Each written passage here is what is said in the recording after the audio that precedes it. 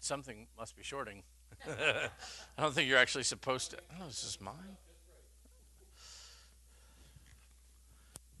Anybody know whose coffee this is? It was sitting up here on the front row. I'm assuming it's mine, but assuming. Oh, no, it's got cream in it. It's not mine. Okay, well, just leave that right there. No, I think mine's probably upstairs. I must have left it up there. All right, Genesis 28 this morning.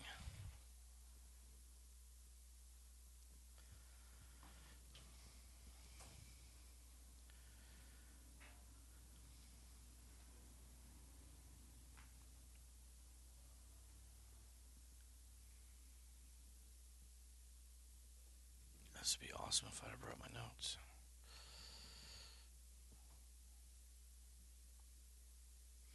All right, why don't we pick up in 27 and verse 41. We were in 27 last week. We didn't get a lot further. It didn't get quite all the way through. And we see that Rebecca continues in her manipulative ways. She started off by manipulating the whole thing there with the blessing.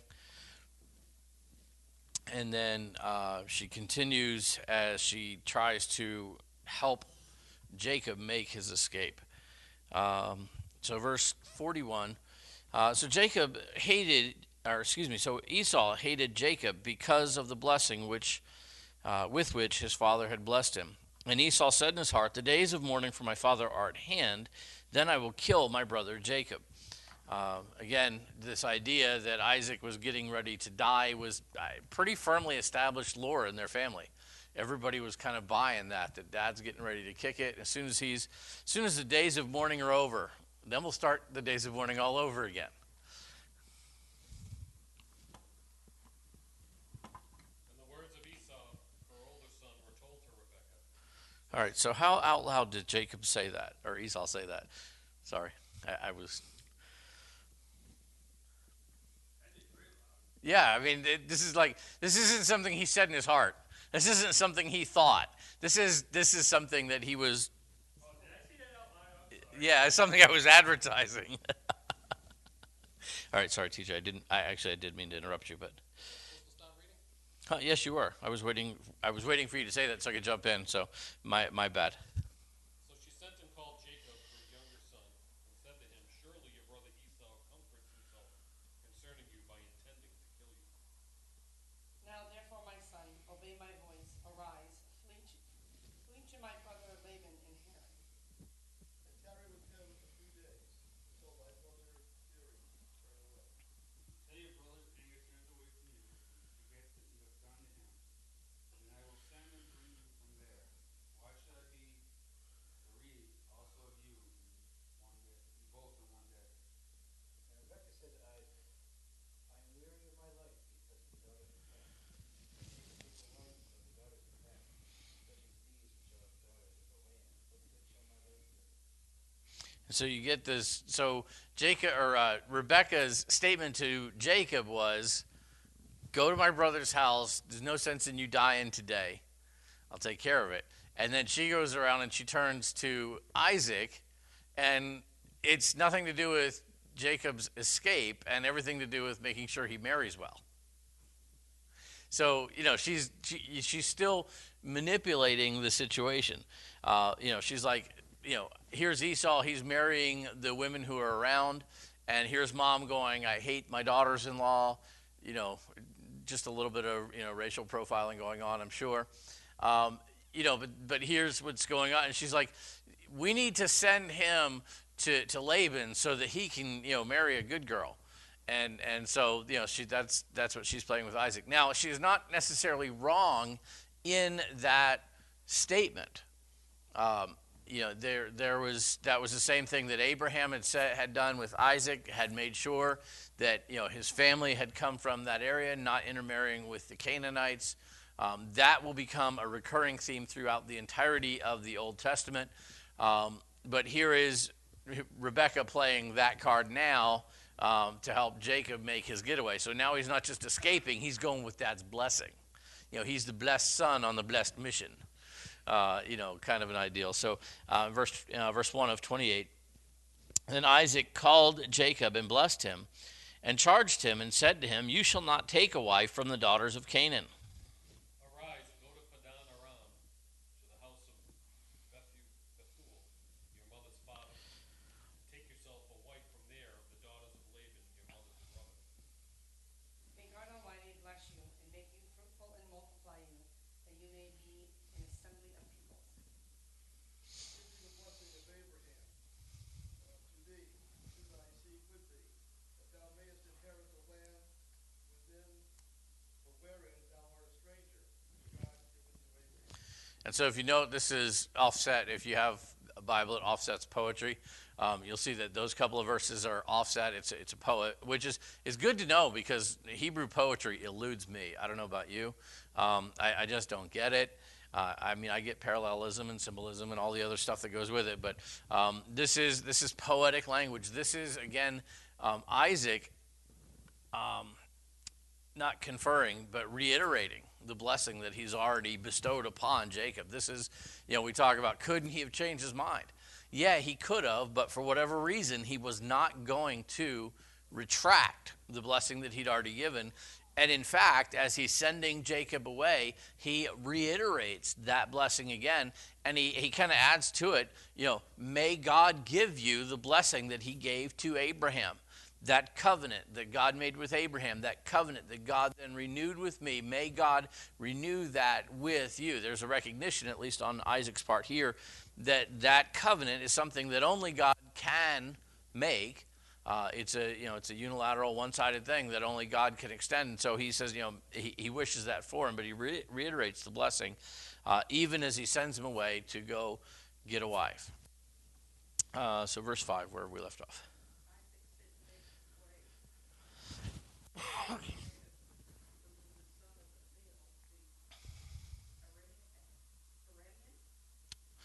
You probably have Aramean. That sounds better. And the brother of Rebekah, the brother of Jacob. Esau saw that Isaac had blessed Jacob and sent him away to Padan Aram. Take himself a wife from there, and that as he blessed him, he gave him a charge saying, you shall not take a wife from the daughter of Canaan. And that Jacob had obeyed his father, his mother, and had gone to Padan Aram. Esau, seeing that the daughters of Canaan pleased not Isaac his father, So Esau went to Ishmael and took Mahalath, the daughter of Ishmael, Abraham's son, the sister of Nebajoth, to be his wife, in addition to the wives that he had. Can you marry for spite? That's what just happened here. Esau saw that Jacob obeyed mom and he obeyed dad, and he was going to go get married by the people that mom and dad thought were good. And when he saw that his wives that he already have his mom didn't like him, he goes, fine, I'll go get another one. That's romantic, just very romantic. But that's what he did. He's marrying for spite. Yeah, well, it wasn't what was best for Esau in anybody's opinion. Sounds like he's upsetting Isaac now, too. Right? He's just out for, he doesn't care. He's like, what? If this is going to make you mad, then that's what I want to do. If I'm going to make your life worse, then let me do that. Which is, I guess, very male, but it's just not very smart. He's just reacting. He's hurt. He's feeling lost. He's feeling all these things, and he's just reacting. He's like, fine, you just made my life terrible. If this is going to make your life more terrible, then I'm going to do more of it. It definitely in that very combative toward his family kind of a stance.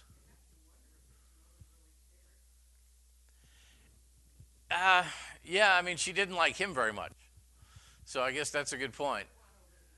Yeah, she definitely liked Isaac or Jacob better, but I guess they had that typical mother-in-law daughter-in-law relationship. which is awesome. It's good to see that dysfunction knows no time limits, and that dysfunctional people lived in the Bible just like today.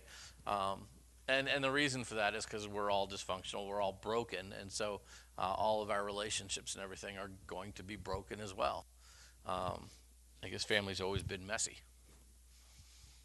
And so Jacob heads off, Esau gets married, and then we get into verse 10.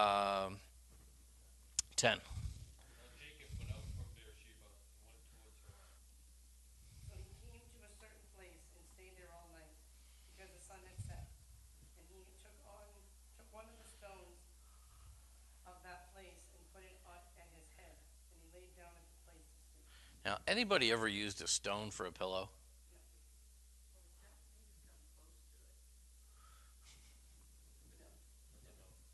Yeah. Yeah. I've used, I don't think I've ever used a rock. I've used a rucksack once, but, and that was more to get into a reclining position as I slept under the wide open stars. It was just easier because we didn't have to pack in the morning. Yeah, I mean, you get what, I mean, if you have if you're a side sleeper, you need something to prop your head up with. And I guess at the end of the day, I mean, you prefer something soft, but you need something. I know, having napped in churches over the years, I've used hymnals. If you curl up in a pew and you put 3 or 4 hymnals underneath your head, it's actually not too bad. I've slept that way before. Yeah. There's a song in my heart. I mean, so you just, and no telling how big this was. I mean, we're thinking of, he used a small rock that he, just sat, curled up with. It may have been a large rock that he was more leaning up against, but ultimately this is, what he found as a sleeping companion, kind of a, rock in a hard place here. I don't think it contributed to what follows, though. Verse 12. Then he dreamed, and behold, a ladder was set up on the earth, talking to heaven. Behold, the angels of God were ascending on it. And behold, the Lord stood above it and said, I am the Lord God of Abraham, your father, your God. The land on which you lie, I will give you and your descendants. And thy seed shall be as the dust of the earth, and thou shalt spread abroad in the west, and the east, and to the north, and the south. And in thee and in thy seed shall all the families of the earth be blessed. Behold, I am with you, and will keep you wherever you go, and will bring you back to this land, for I will not leave you until I have done what I have spoken to you. Now, here's an interesting thing. What did God just do? He just made the covenant with Jacob. So here's Jacob. Now, Isaac's not even dead. I guess even God's on this, Isaac's going to die soon. Not really. God knows what's going on there. But, here is Jacob leaving, and God recognizing Jacob as the heir.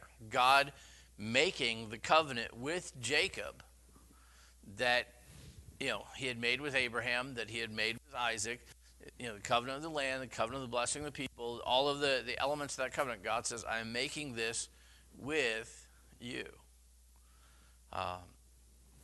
Interesting that here's a guy who is running for his life when God makes this. You have a question?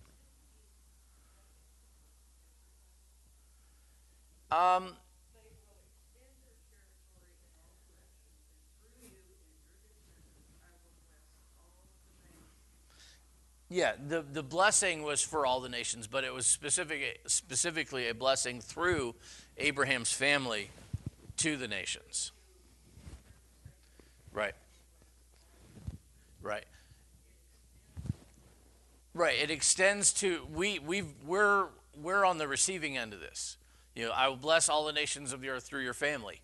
He did bless us, and the blessing that comes to us was through Messiah, who came through the line of Abraham, and through his family, through his seed, through his child, all the nations of the earth are blessed. And so that has happened. But the covenant itself, to say, I'm going to operate through you and through your family, through your children, was something that at this stage God was making one-on-one.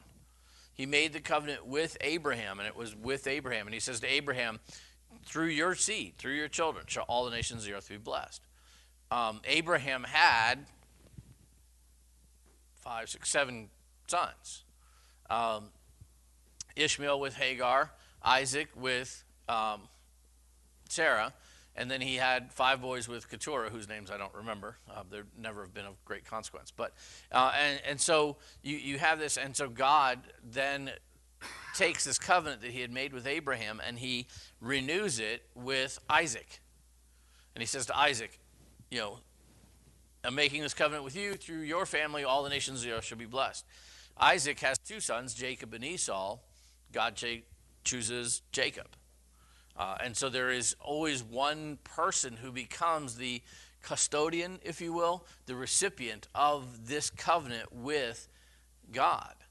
And he's going to start working through the family. Now, what we're going to see from here, and just to kind of peek at what lies ahead, Jacob's going to have a whole bunch of boys, and this is going to really start moving forward. It's a little muddier to see who, or even if, any individual receives the covenant. It really moves into the familial stage at this point as God begins to work through that family. And so that's what we see coming. But for here's Jacob on the run and God making this covenant with him. What's most interesting about this is kind of the white elephant in the room at this point. What did Jacob dream about?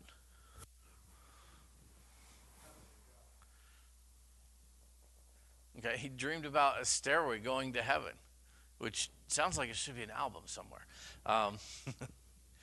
But here's the thing. The great question in this is, what is that all about? I don't know about you. I grew up in church. I grew up, hearing about the story, and it was always like, oh, that's cool. There was a stairway from heaven to Jacob, and there were angels ascending and descending out upon it. I mean, it's a great visual, but what the heck?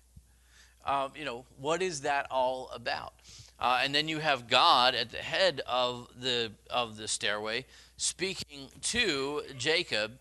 And I guess we could go on a little bit here before we answer the question. So let me go to verse 16.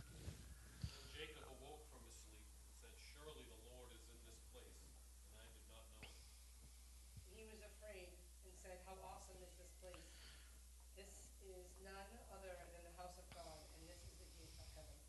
Okay, so here he's like, wow, this is like here's the portal, here's the doorway to heaven. Forget the stairway, here's the doorway.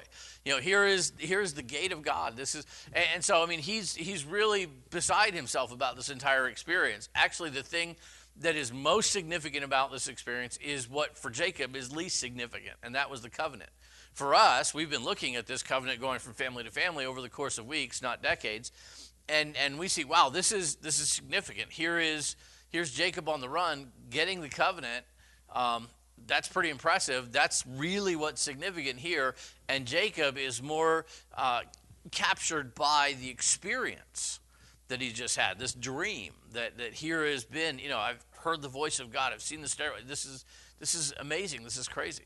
And so on the one hand, you get the reality of this. There is a spirit world that exists simultaneously with the physical world. We do not often penetrate between those two places. We do have a spirit, and so we have the capacity to operate to a degree in the spiritual realm, wildly underdeveloped, I guess. Our normal mode of operation is with our body in the physical world, in the physical realm. But these two realms coexist, and occasionally you'll get usually somebody from the other side coming over. Infrequent that it goes the other way, though not impossible. I shouldn't say not impossible, because you can't take your body into the spirit world. You have your spirit for that.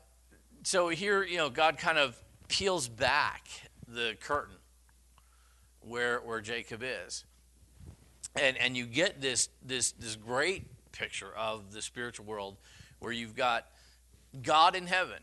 You have angels ascending and descending, presumably to do whatever God's bidding is. That's what angels do. But the most significant piece of this vision is the stairway itself. Had to have been the most impressive aspect of that. And so Jacob is completely beside himself. The stairway actually is significant, aside from, good song lyrics.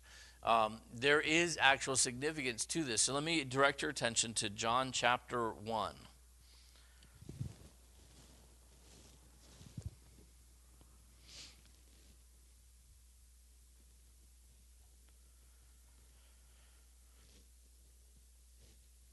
John chapter 1, let's pick up in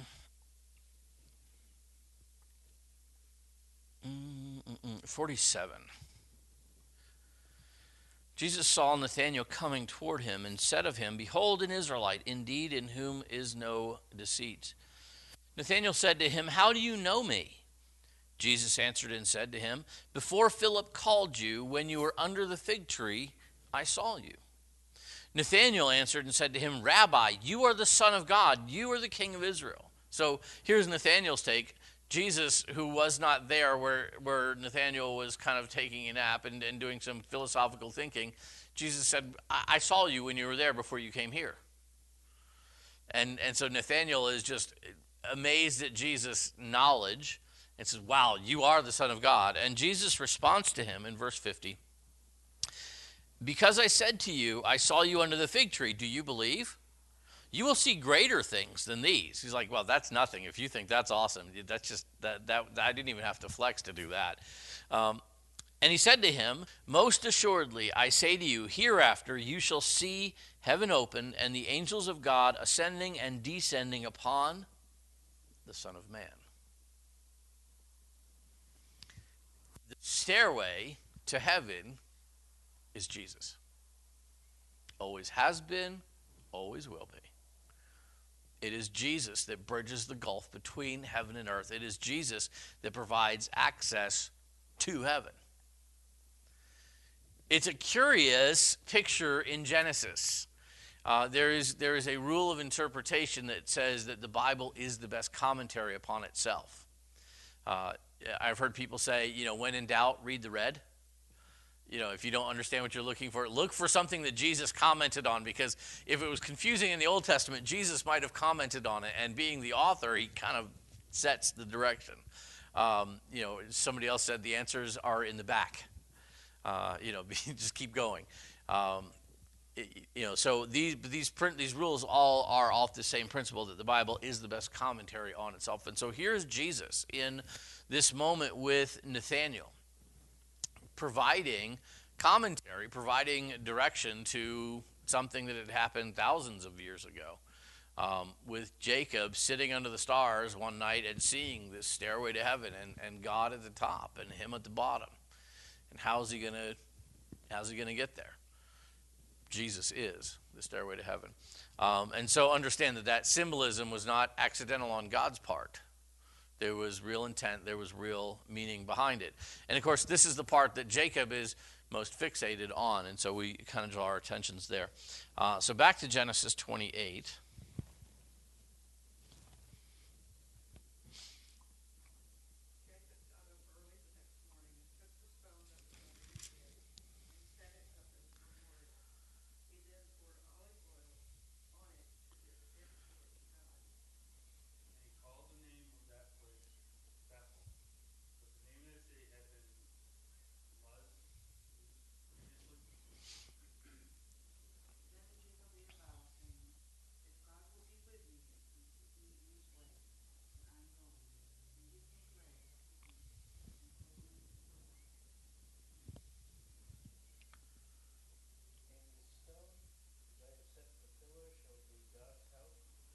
Oh, 21, you skipped.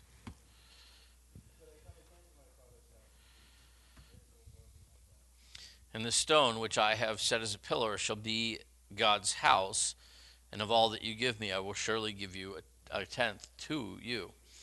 And so Jacob realizes that the significant event has happened. Of course, he focuses on the event, not the significance, and he says, look, this is the house of God. This is the gate of God. And Bethel just means, it's Hebrew, the house of God. So he names that place the house of God, because this is where God must live. This is where I ran into him, as if God were, only one place. And what's interesting, is like that stairway only is here. Like you have to come here in order to get to God. Really missing certain aspects of this whole relational thing. Missing that Jesus is the stairway to heaven, and that the bottom of that stairway is just anywhere on earth. But he's like, no, it's right here. This is where I ran into God. We get a sense of this rock may not have been little. Because certainly if you take a rock like this big, you can pour anything you want to on it, but people aren't going to notice it.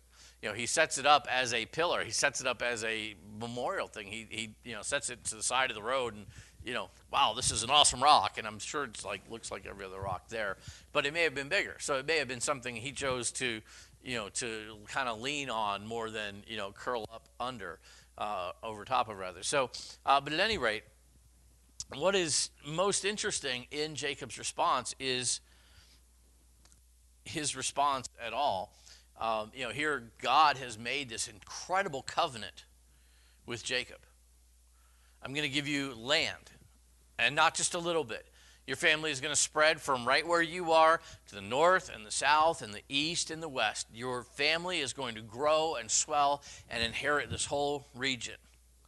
I'm going to bless all the inhabitants of the earth through your family. With that comes the idea of wealth and power and all these things that are implied with this type of covenant. And Jacob's response, honestly, it almost boggles the mind. It speaks to his own spiritual blindness, I think, because his response, beginning in verse 20, if God will be with me and keep me in this way that I am going, and give me bread to eat and clothing to put on, so that I come back to my father's house in peace, then the Lord shall be my God. Then, right. God makes an unconditional covenant with Jacob. There are no conditions attached with this Abrahamic covenant. It is simply, I am going to do this. You can be a complete moron, and Jacob was. And I am going to do this. And Jacob's response was, awesome. If you do this and this and this and this and this, then I'll let you be my God.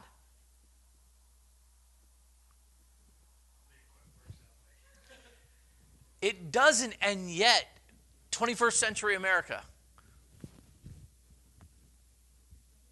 that's our mirror. That's a photograph of religion in the 21st century. Western, I guess Eastern too, but definitely in America.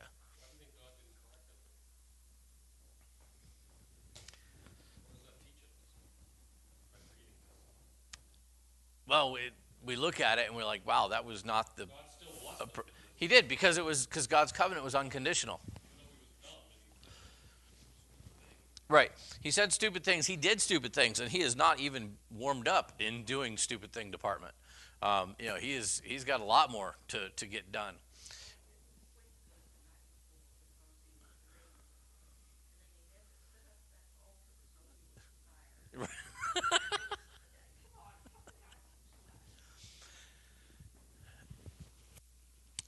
If you give me food, then you'll be my God. If you give me clothing, you'll be my God. If you take care of me, then you can be my God. If you bring me back to my father's house in peace, then you can be my God. If you take care of me for all these years, then I guess you could be my God.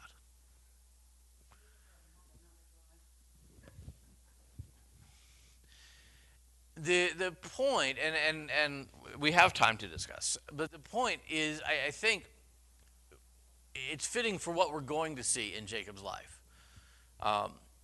Because again, and this is just an accurate record. I mean, this was his actual response. And so there is just that. This is just a accurate record of how Jacob responded to God. It's completely in Jacob's character. This totally is him. And as we look at his life as it continues on, we will continue to see that this is definitely in keeping with his character. He's an incredibly selfish person. That he's conniving. He's always trying to look out for number one. Always trying to look for where's the next advantage, where's the next deal, where's the next thing. And so this is completely in keeping with it. Also in keeping this concept that you are God, but you're not my God. And if we'll watch or listen as we hear him say that here, we could look back and we could probably find references to your God. In Isaac dealing with Jacob, we definitely will see a couple going on if we'll pay attention, that there are references to the God of Abraham and the God of Isaac. He calls God God, but he doesn't call him my God. There will come a point,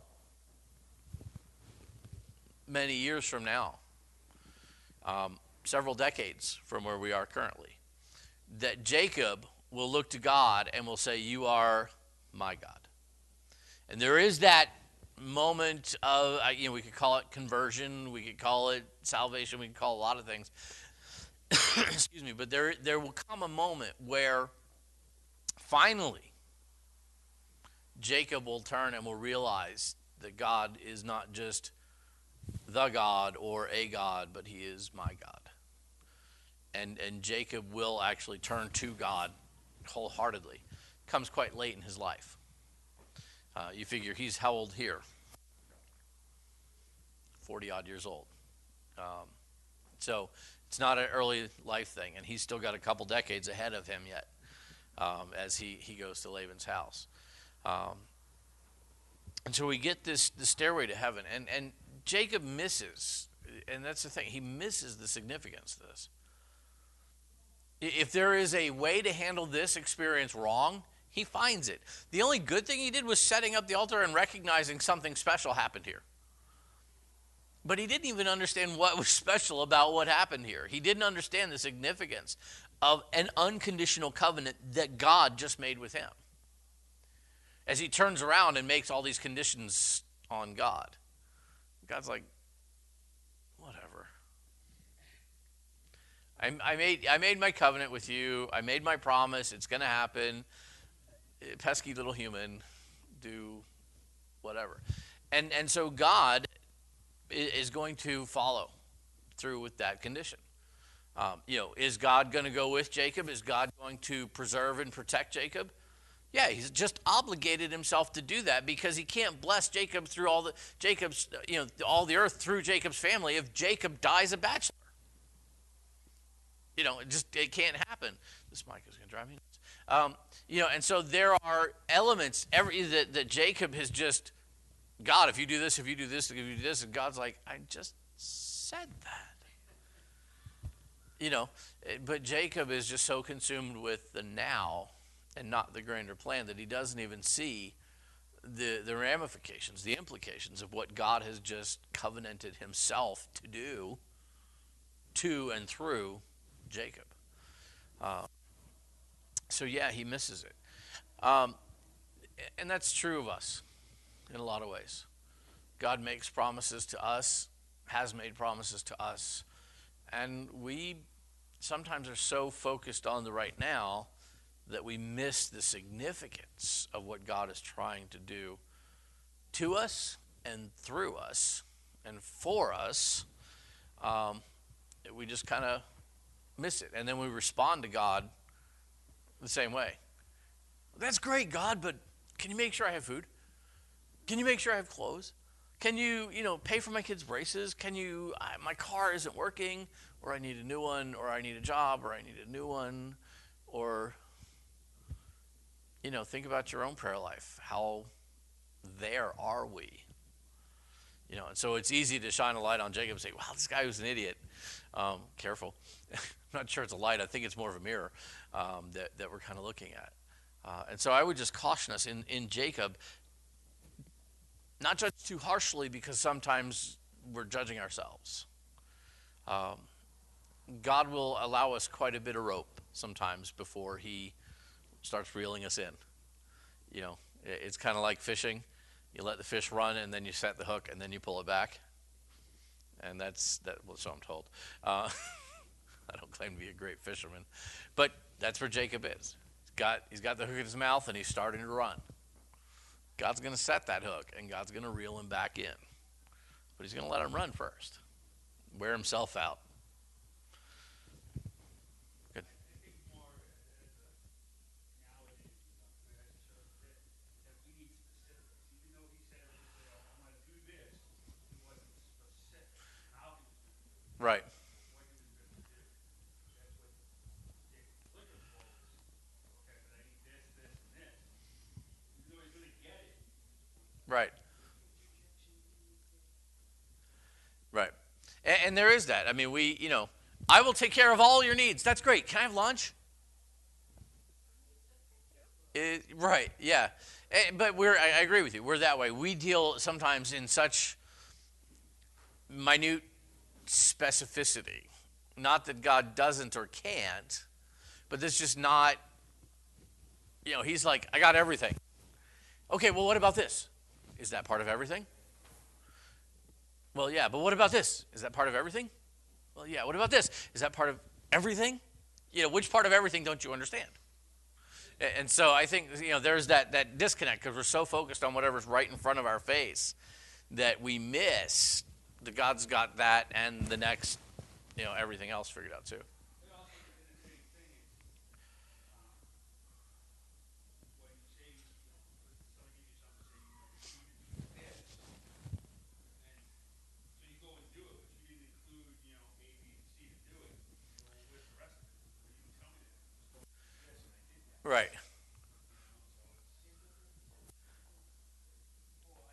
Yeah, I know. I'm just saying that's how. That's what I was just thinking about. I'm like, if I don't give the kids enough details, I get half of what I want, or part of what I want, or yeah. And so we're that accustomed. Now he didn't have kids, so maybe he didn't have to think that way. I don't know. That was definitely coming, but yeah, we definitely don't operate in the same awareness that God does. God is a child of God, so. Yep. But God, Jacob's response was consistent with his nature, but God's promise was consistent with his nature. God has the details covered, but he doesn't usually tell you about all the details that he's got covered. If that makes sense. And if you think about it in the scripture, most of the places you see God moving, there isn't that, and this, and this, and this, and this, and this, and this.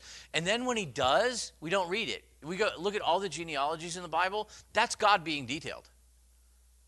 And we go, bunch of names. Click, click, click. Stuff. And like God's going, detail, detail, detail. And so, you can't win. All right, we need to shut her down because we're being invaded. So, Father, we love you. We thank you for the day.